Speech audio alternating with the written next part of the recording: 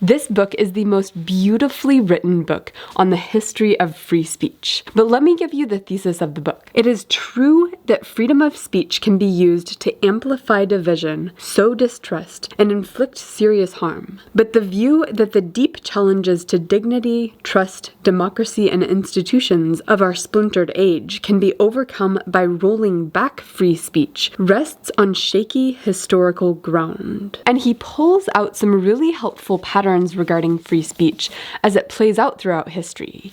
So, for example, one thing he calls this Milton's curse or free speech entropy is a pattern that happens over and over again, which is where somebody who is a supporter of free speech, a champion of free speech, is usually critiquing the authorities of the day, whatever the day is. And they're so successful that the authorities cannot hold back those critiques. But what happens is the authorities take those people under their wing, and eventually those people who were the champions of free speech become the censors. They become anti-free speech once they're the ones in power and people are critiquing them. And let me give you a quote on this. Almost invariably, the introduction of free speech sets in motion a process of entropy. The leaders of any political system, no matter how enlightened, inevitably convince themselves that now freedom of speech has gone too far. Free speech entropy is not merely political, but deeply rooted in human psychology. The drive to please others, the fear of outgroups, the desire to avoid conflict, and everyday norms of kindness pull us in the direction of wanting to silence uncomfortable speakers. Another pattern he pulls out is egalitarian free speech versus elitist free speech, where of course elitist free speech can be a principle and a philosophy that applies and is important, but for some people that only applies in spaces of elite thinkers. It doesn't generally apply to the masses in some of these voices throughout history. Now, I won't cover the whole book in this particular video. There's way too much in here for one video, so I'll make it a series. But in this video, I'm going to cover ancient Greece and ancient Rome and their take and their issues with free speech. Then I'll move into sort of the period after that, the Middle Ages, Dark Ages, where we have Martin Luther and the printing press, which of course is going to have a major relationship with the dynamics around free speech. And that's all I'll cover for this video. But at the end, I'll just say a few things about the book. Let's start with Greece. And this was closer to a direct democracy, which of course doesn't mean everyone could participate because of course women and slaves could not participate. But it was a much more open governance system that allowed the citizens to come in and debate and participate in creating the laws. And they did not have a concept directly for free speech. As a matter of fact, they didn't even have concepts for rights per se at that time in history. But they did have a couple of words that were related to our concepts of free speech. So we had isagoria, which is equality of public civic speech, that everybody has an equal ability to participate, of course, everybody being male non-slaves. And then there's Parrhesia, which is frank or uninhibited speech, speaking your mind, just letting things out. Those two concepts were important, and of course important for the civic functioning of ancient Greece. They, as a people, were also able to pass laws forbidding certain types of speech. And what kinds of speech might they want to prohibit? Well, of course, this applies back then, but also throughout history. These are categories of speech that are oftentimes forbidden by law, where one of them is defamation, attacking somebody's character either in an unfair way or sometimes even just in a fair way. That's one type of speech that's prohibited by law in some societies. There's going to be sedition, which is riling up the people against their rulers. That's the definition of sedition. And of course, that's going to be one of the main reasons that's a point of tension when it comes around free speech. And then there's going to be religious dissension, people who are saying things that are against God or against a particular society's perception of the religious moral framework. Categoria, serious public verbal insults that we would call defamation, was prohibited. Impiety, called asebia, was another serious offense, punishable by death. as Athens' most daring thinker would eventually discover, profaning the Eleusinian mysteries, the secret religious rites. And the daring thinker that he was referring to in that quote was, of course, Socrates, who was accused of corrupting the youth. Socrates was also accused of religious dissension. He was saying things against the religious sensibilities of the time. And these are part of the reason that he was put to death for the way he was speaking and the way he was influencing people in society through his speech. In this section of the book, he also talks about the 400, or the coup of 400 people who came in and imposed their will and set themselves up as leaders. And of course, the first thing they did when they got into power was to clamp down on free speech, which is another pattern throughout history that people who want totalitarian sorts of control over the population, they know that speech is super dangerous because the people speak and figure out that, wait a second, none of us like this regime. That's how they figure out they need to coordinate and that they can coordinate against a powerful regime. So the 400 was just one example of that from ancient Greece. Now, what about Rome as opposed to Greece? And it does turn out that the founders of the U.S. Constitution, when they were thinking through how to structure things in the United States, they looked more to Rome than they did to Greece. And of course, the comparison, as I mentioned, is that the Greek model was more of a direct democracy. The Roman model was a republic where you had representatives of the people instead of the people themselves. And therefore, it was more of an elitist version of a society, more of an elitist structure. Freedom of speech may have originated in the democracy of ancient Athens. But when Enlightenment thinkers developed justifications for free speech in the early 18th century, they generally looked to ancient Rome for precedent. So in this system, the amount of free speech somebody was granted did depend on their wealth and their status. And this does get at the notion that the people deciding the laws, the value of free speech, it rests with those who are trying to sort through the problems with the society and the laws that need to be enacted. And of course, because this was only a power the elite held, it was less necessary for the general populace to have free speech than the people constructing the laws. That's why it's elitist. And of course, Cicero was one of the main actors during this time in history, and let me give you a quote on him. Cicero was all in favor of free speech and political liberty, as long as the elite remained in control and tended to the welfare of the republic on behalf of the lower classes. For Cicero, free speech meant, first and foremost, free speech for the best men in the Senate, not the plebs, who were ready to suck the treasury dry, nor the artisans, shoekeepers, and that scum. And let me give you a quote from Cato the Younger, who is another actor during this time. And he says this quote sort of right before he's about to pull out his own intestines to commit suicide. I, who have been brought up in freedom with the right of free speech, cannot in my old age change and learn slavery instead. And this quote kind of points to two different principles. One is that people get really offended when you try to take away from them their ability to speak their mind. But also, he points to the fact that he's been brought up in this way. When you're brought up with the expectation that you can speak your mind, that might be different than somebody who's accustomed to not being able to speak on certain topics. He also talks about Jesus in this section of the book, and of course Jesus lived during these Roman times, and Jesus was accused of both blasphemy and also sedition. And you can tell this. Sedition, of course, is the riling people up against their government. You can kind of tell this in Jesus's quote, "Give unto Caesar what is Caesar's, give unto God what is God's." You can tell he's warding off that accusation of sedition. And of course, Jesus is accused of blasphemy, saying something against the religious sensibilities of the time, because Jesus is claiming to be the Son of God. He doesn't spend a lot of time on the rise of the Christian empire, but he does point out that the fall of the pagan religions was aided by censorship. When the Western Roman Empire finally collapsed, traditional pagan beliefs were already in decline, but the systematic banning, censorship, as well as destruction and neglect of pagan texts and places of worship sped up the process press considerably. Now, history marched on from there, and the Christian church sort of took over and gained authority over the Dark Ages and the Middle Ages. And in the 1500s, we had Martin Luther and the Christian Reformation and the printing press.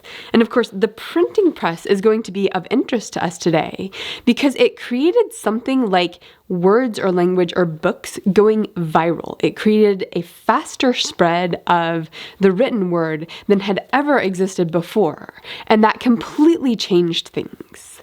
So who was Martin Luther? He was this guy who was critiquing the church, critiquing the religious authorities of the time. And he's famous for nailing to the door of a church his 95 Theses. And this is a bunch of basically critiques of the religious authorities. He's a Christian, but he's saying what they're doing is not in line with the faith. And of course, that's super offensive, super what they might consider to be hateful toward the religious leaders of the time. And yet, discussion around these 95 Theses basically went viral and spread through the ability of the printing press.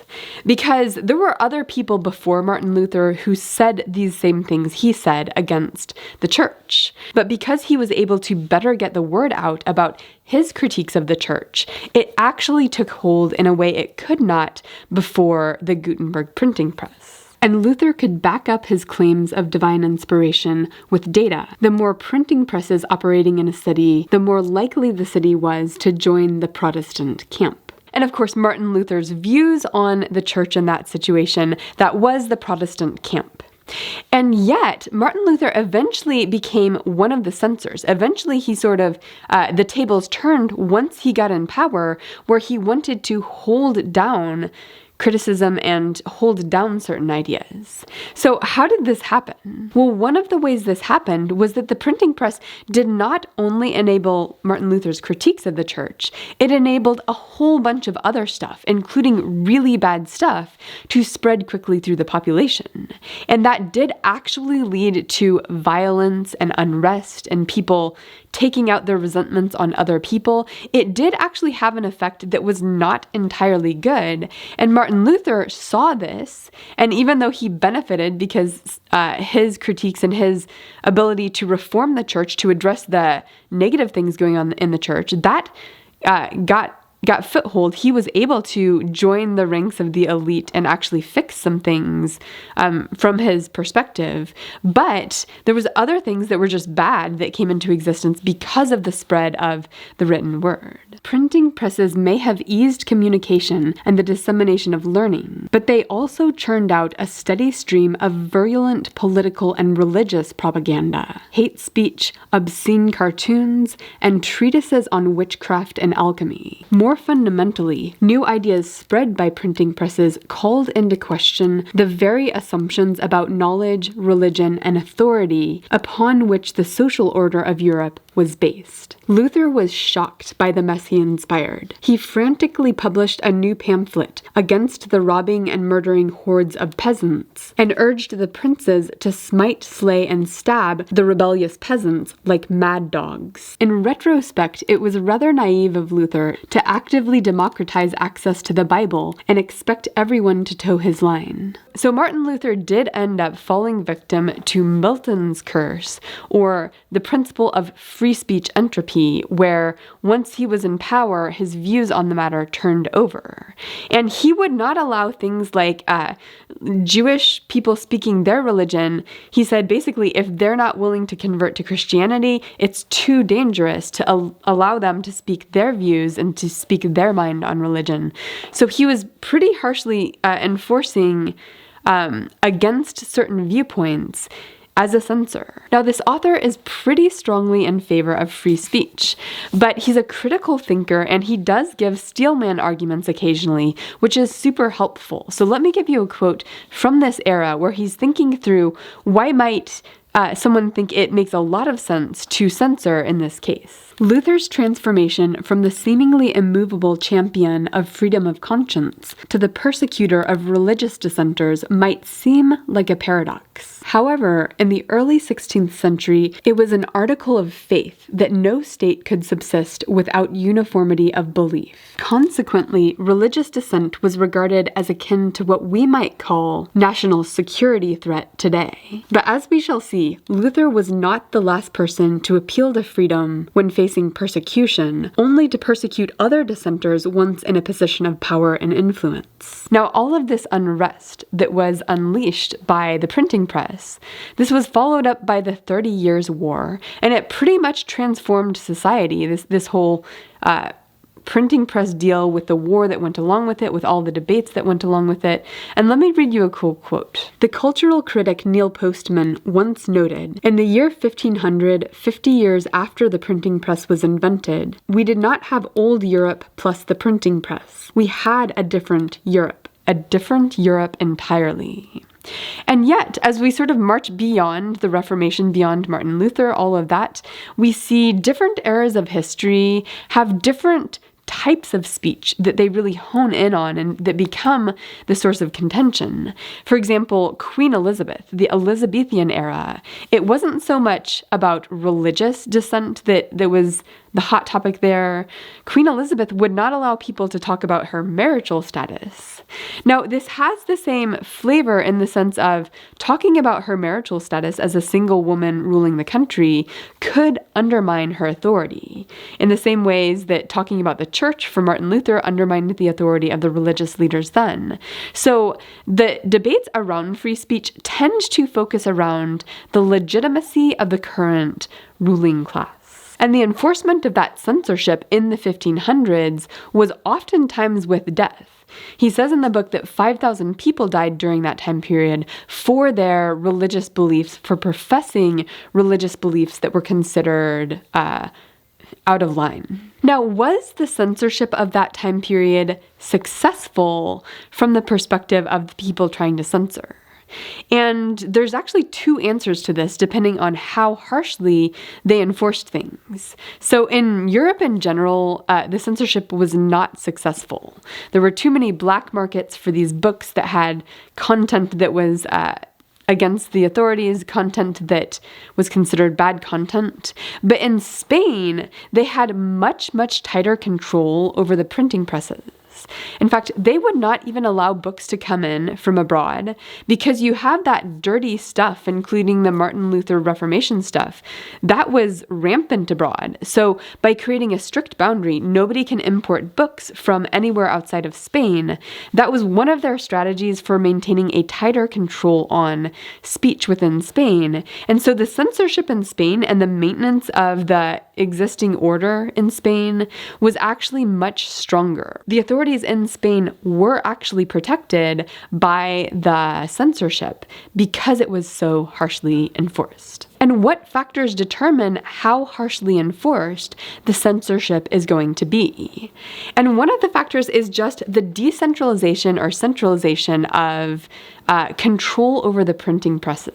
The Dutch Republic became a safe haven for persecuted churches and freethinkers like René Descartes, Pierre Bayle, and John Locke, and established itself as the printing house of Western Europe. Part of the reason for its tolerance was the decentralized nature of the Dutch Republic, with strong local and provincial institutions and a weak political center. So there are a ton of lessons about free speech that we can get by looking at history, and this is just the first part of the book. But because this is the first video in a series I'm doing on this book, I want to say a few things about the book in general.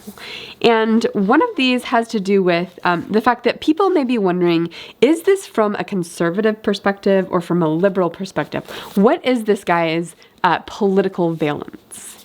And one thing that I think is brilliant about the book is I did not know the answer to this question until I got into the more recent time in history. Now, by the end of the book, you definitely know what his political leanings are, and that's fine. But I think regardless of how you personally lean, you will get so much out of this book from reading it through. And maybe you'll be a little bit mad at the end if you have the opposite political leanings from him, but I'm not even going to say whether it's liberal or conservative, because I would like you to find out for yourself by reading the book. And then the second thing I want to say is I just cannot get over how beautifully written this book is. And by beautifully written, I don't mean the language is flowery. I mean it's really clear and it's expressed just in this way that uses language so skillfully. When I was typing up these quotes from the book, those quotes were just like morsels of chocolate for me. I just loved that part of it. And then the other wonderful thing about the book is it kind of feels like the history of the Western world. It felt like it gave me a little touch in different moments of history, and it made me realize how the most important events throughout history all related to free speech. I would not have made that connection without him just going through history and being like, wow, this feels like a fairly short 400-page volume that captures so much of what history actually is. So that kind of blew my mind, and I highly, highly recommend this book.